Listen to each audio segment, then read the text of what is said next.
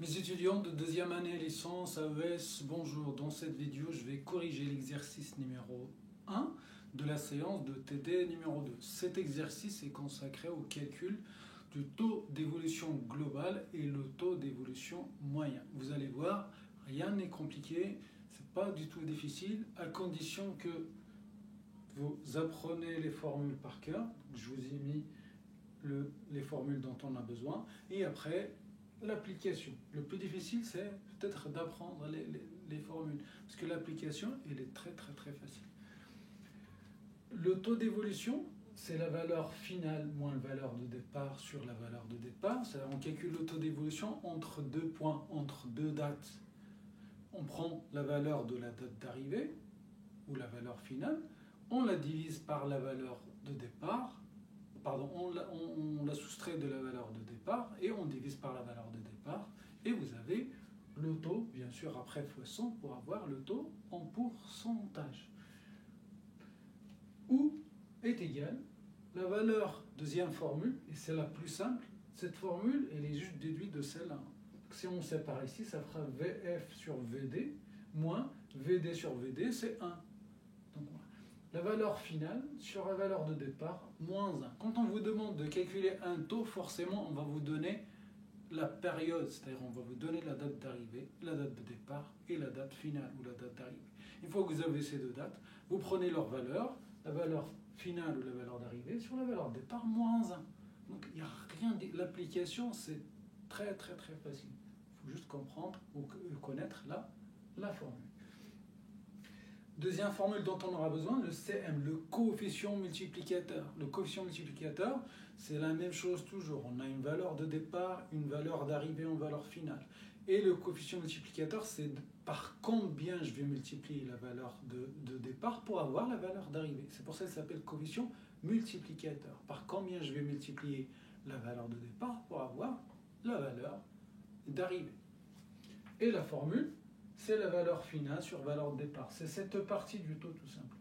Valeur finale sur la valeur de départ. Vous avez le CM et qui est égal aussi le taux plus 1. Le taux d'évolution, le taux qu'on a calculé ici, plus 1. On a là, c'est simple, cette partie, c'est le CM moins 1 qui est égal le taux. Si vous passez le moins 1 de l'autre côté avec le taux, ça sera taux plus 1 et on aura ça et qui est le CM. Donc apprenez cette formule 1, 2, 3, 4, 5, 6 à connaître par cœur. On va les appliquer dans cet exercice et dans les autres exercices. Le taux, c'est le CM moins 1. Le CM moins 1, le coefficient multiplicateur moins 1. Ça, c'est le rapport, je vous ai mis ces deux formules exprès, le rapport entre le taux et le CM. Comment on peut passer du taux au coefficient multiplicateur et comment on peut passer du coefficient multiplicateur au taux. C'est simple, vous avez le coefficient multiplicateur, pour calculer le taux, il faut juste enlever 1 et vous avez le taux. Si vous avez le taux, il faut juste rajouter 1 pour avoir le CM. Oui, c'est très facile. Le CM global. Le CM global, ça suppose qu'on a plusieurs périodes. Le coefficient multiplicateur global. Coefficient multiplicateur global, c'est ça va dire le produit. Pi, ça veut dire le produit. Vous avez le signe de la somme qu'on avait pour la formule de la moyenne. Ça, c'est un signe pour dire le produit, la multiplication. La multiplication des CM intermédiaires, du coefficient multiplicateur intermédiaire. Ça veut dire qu'on a plusieurs périodes. On calcule le coefficient multiplicateur de chaque période, aller de 2000 à 2001, de 2001 à 2002 et ainsi de suite. Et on vous demande le CM global. Donc le CM global, c'est le produit de tous ces CM intermédiaires. Et est égal, et le CM intermédiaire, c'est rien d'autre, c'est 1 plus le taux d'intérêt. Donc je l'ai mis exprès, parce qu'on va l'utiliser cette fois. Donc c'est le produit de 1 plus le taux d'intérêt. Maintenant, le CM moyen. Le CM moyen, le coefficient multiplicateur moyen, c'est pas global, c'est la moyenne. Donc vous avez du CM intermédiaire, parfois multiplié par 1,5, parfois 1,2, parfois 1,3, mais on veut savoir le CM moyen, c'est-à-dire par combien j'ai multiplié chaque fois. C'est le moyen, c'est comme la moyenne de la note. Quand on dit la moyenne de 10, ça ne veut pas dire que vous avez 10 dans chaque matière, mais en moyenne vous avez 10. Là aussi on a plusieurs taux, donc si on a plusieurs taux, on a plusieurs coefficients multiplicateurs, et on veut savoir le coefficient multiplicateur moyen. d'accord?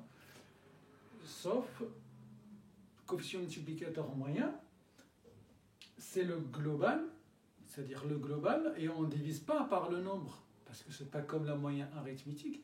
On met à la puissance 1 sur n. Vous vous rappelez, dans une moyenne arithmétique, on divise par n.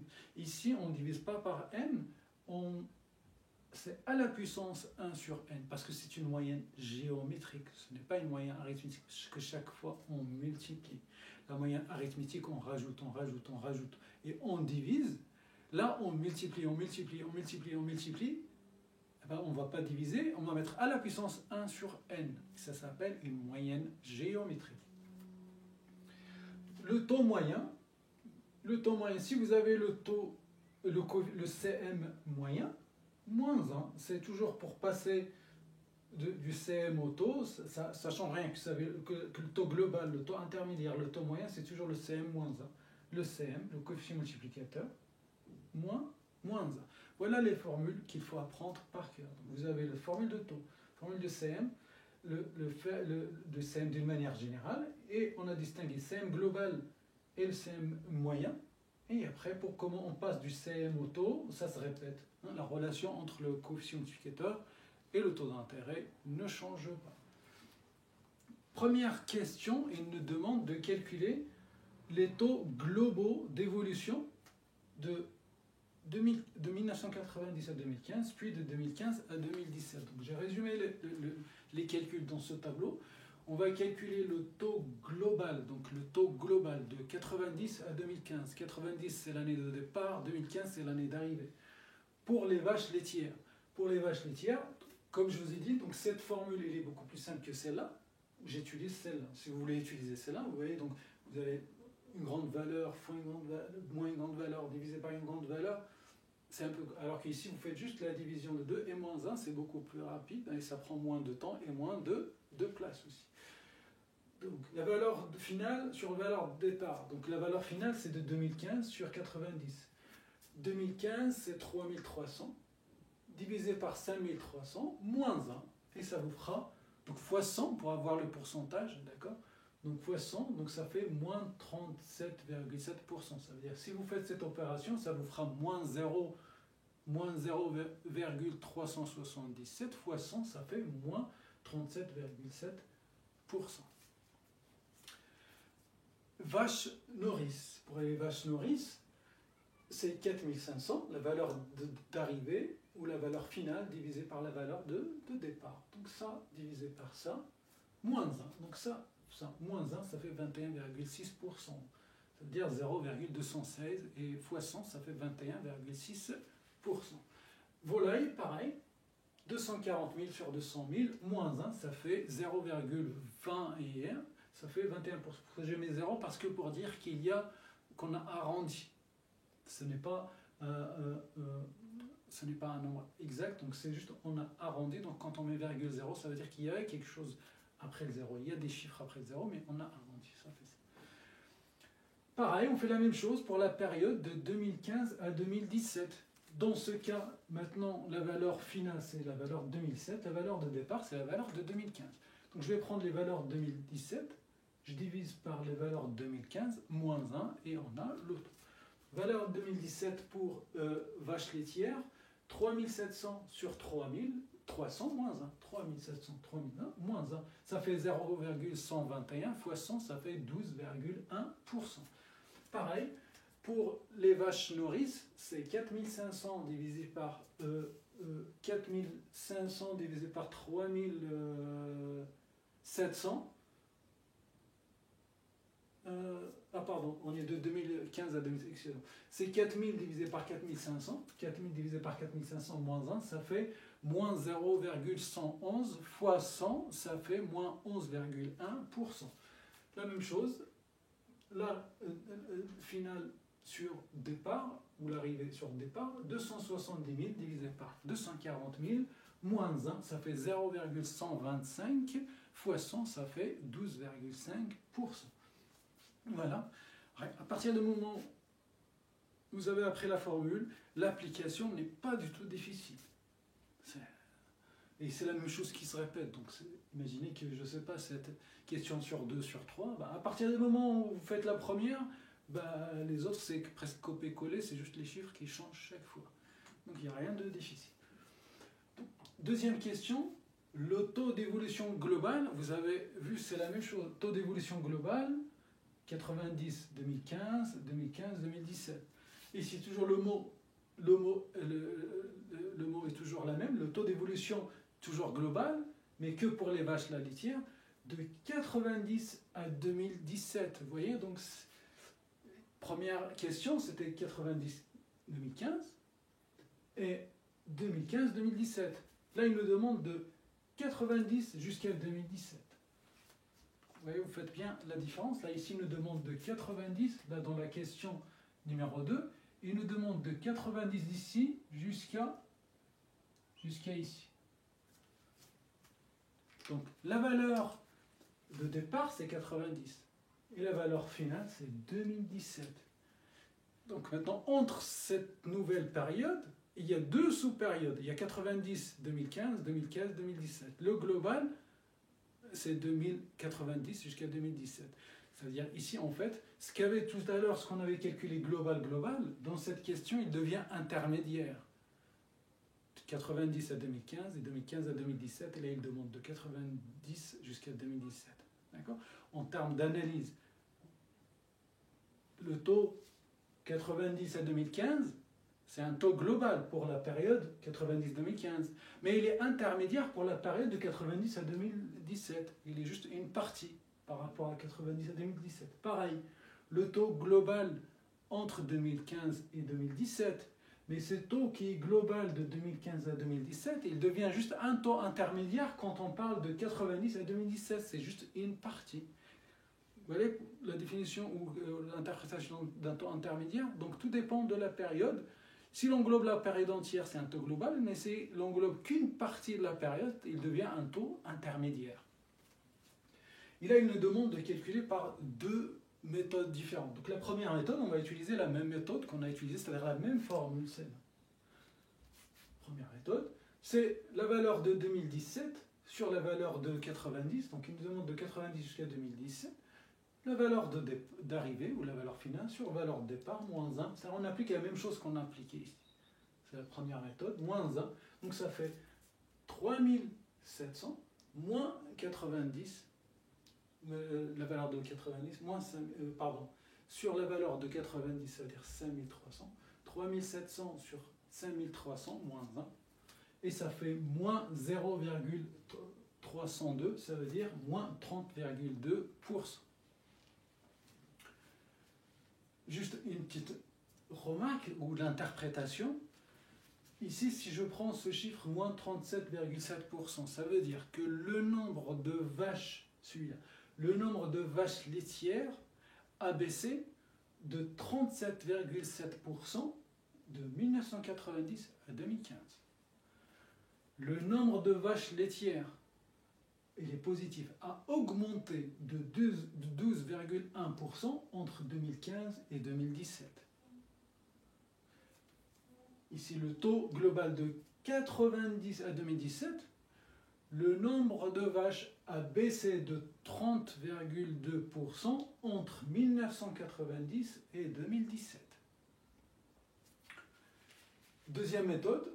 La deuxième méthode, on utilise le coefficient multiplicateur global, vu que maintenant ces deux globaux deviennent intermédiaires, parce que la période englobe 90 à 2017. Et on va utiliser cette formule. Le coefficient multiplicateur global, c'est le produit, c'est-à-dire la multiplication des coefficients multiplicateurs intermédiaires. Ici, on a deux, ça veut dire que c'est le coefficient multiplicateur numéro 1, qui va de 90 à 2015, fois le coefficient multiplicateur 2, qui va de 2015 à 2017. Donc c'est le coefficient multiplicateur global, 90 jusqu'à 2017, est égal, le premier, qui est intermédiaire parce qu'il va que de 90 à 2015, et fois le deuxième qui commence à 2015, il va à 2017. Et donc on a de 90 à 2017. Le coefficient multiplicateur global, on connaît sa formule. Le CM global, c'est 1 plus le taux ou taux plus 1, c'est la même chose. Ben dans ce cas, le coefficient multiplicateur de 90-2015, c'est 1 plus le taux global de 90-2015. Donc c'est 1 plus le taux de 90-2015 fois le CM de 2015-2017, c'est 1 plus le taux de 2015 à 2017. 1 plus le taux de 2015 à 2017. Je reviens à la ligne, donc le CM global de 97-2017, je remplace. Donc je remplace T ici par sa valeur et T ici par sa. Donc ça fait 1 plus le T de 97-2015, le T c'est celui-là. Donc c'est moins 37,7%, ça veut dire moins 0,377. Donc, le pourcentage c'est une division, c'est divisé par 100. Ne mettez pas moins 37, ça sera faux. Faites attention, ce n'est pas moins 37,7, c'est moins 37,7%, ça veut dire sur 100, c'est une division. Donc pour le remplacer, il faut bien effectuer l'opération de la division, du pourcentage. Donc ça c'est une division par 100.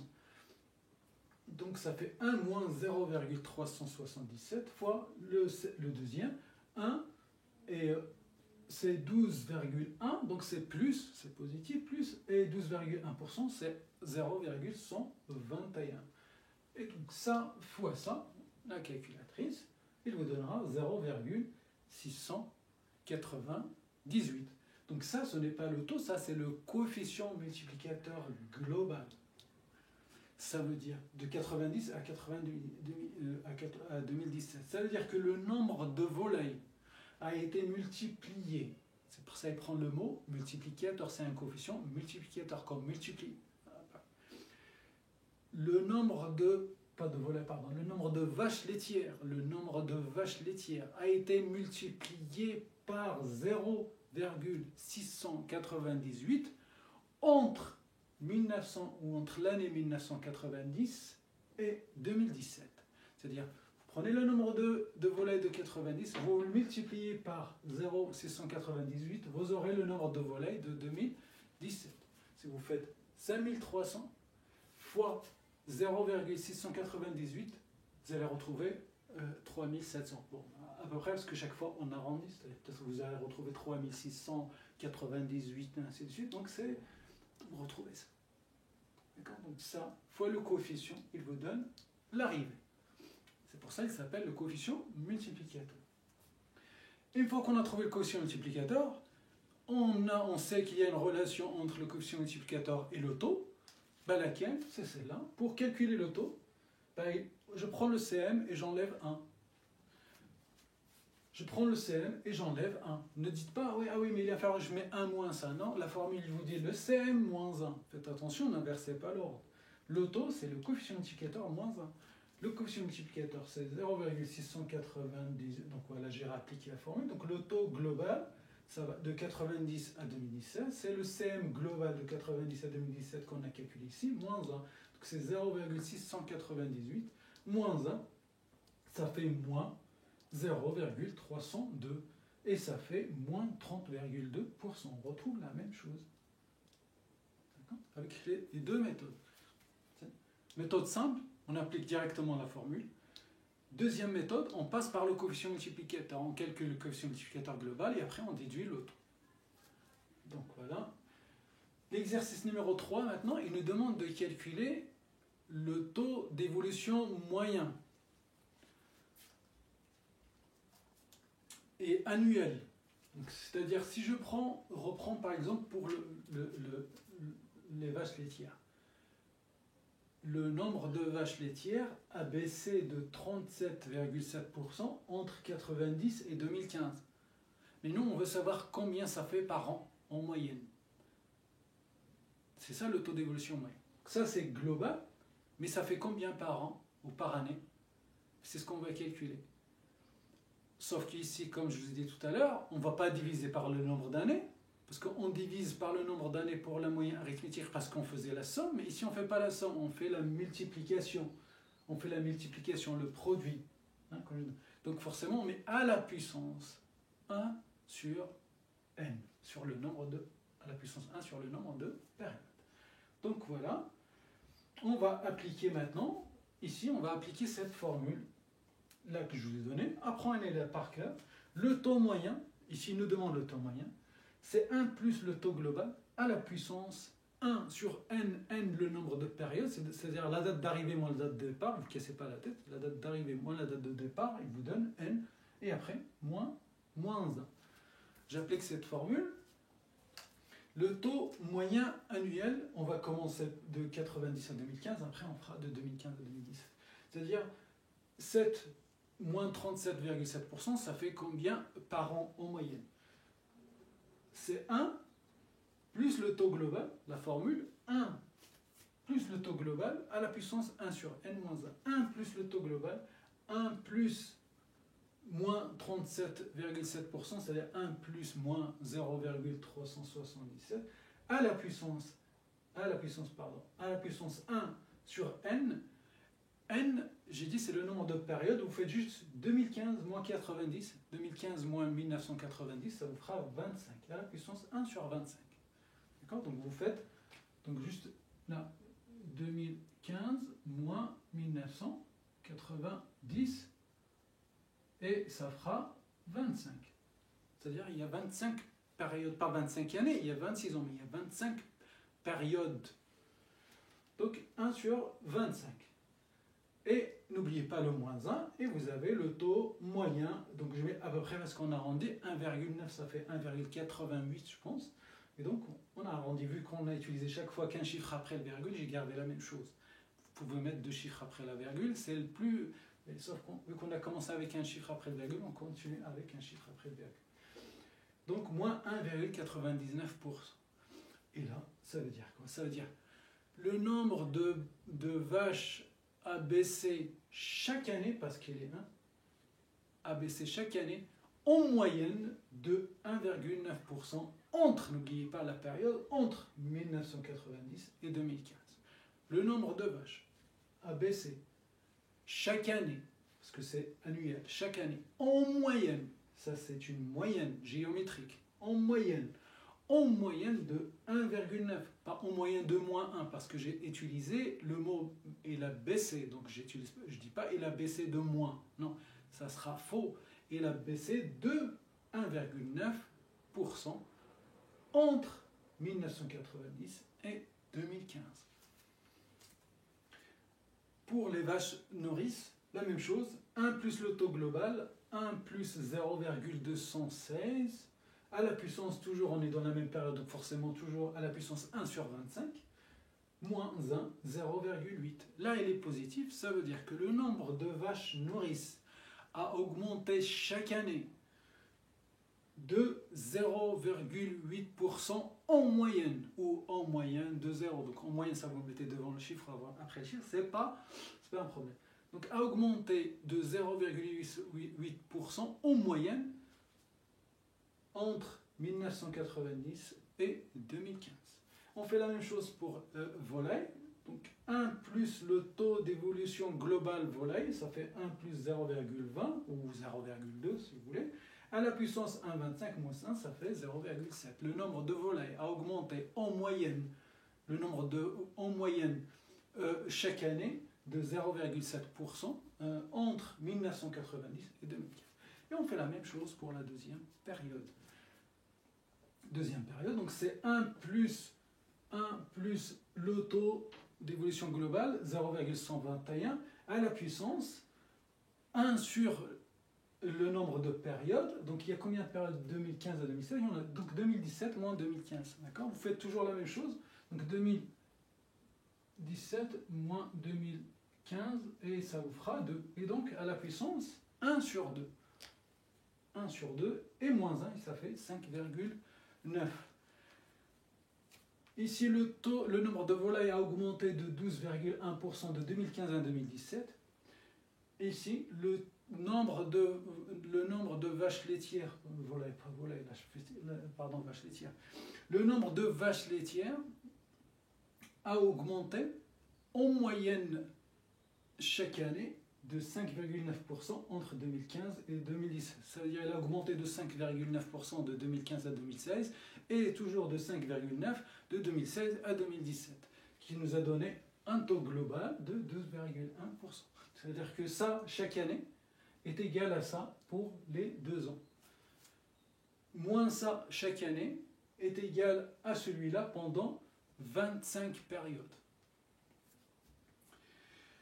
Et pour vache nourrice, la même chose, 1 plus moins 0,111, ça fait moins 0,111, à la puissance 1 sur 2, moins 1, et ça fait moins 5,7%. Le nombre de vaches nourrices a baissé chaque année de 5,7% en moyenne entre la période 2015 et 2017.